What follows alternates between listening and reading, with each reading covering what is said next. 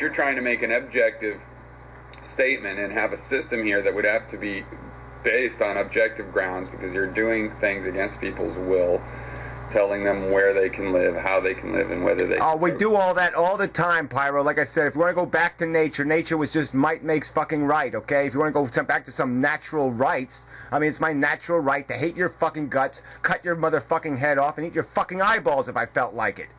So bullshit on you. Great. I think you are taking the DNA as the book.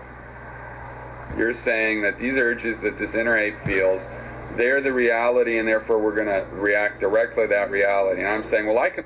What the fuck? Like I said again, yeah, desire is a reality. That's the statement I'm making.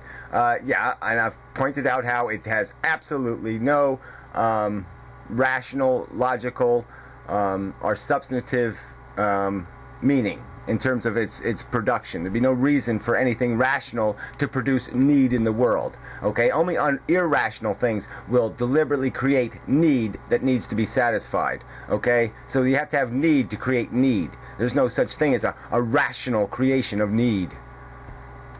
I can look bigger than that. I can look at the miseries of my own miseries and the miseries of life and not judge nature negatively, because they are specifically my...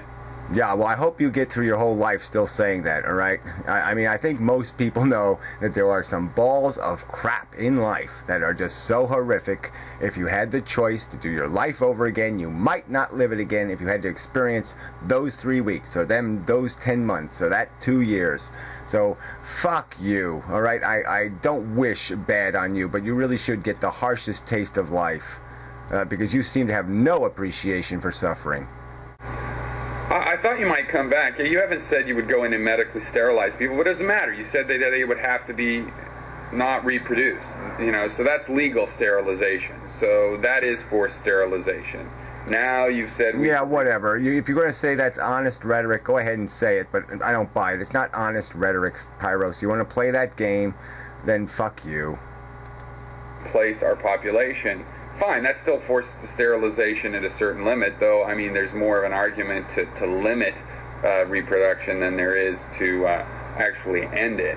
But we're still talking about insisting when people are, in effect, sterile. You could leave them all able to reproduce, but legally sterilize them, and that's still forced sterilization.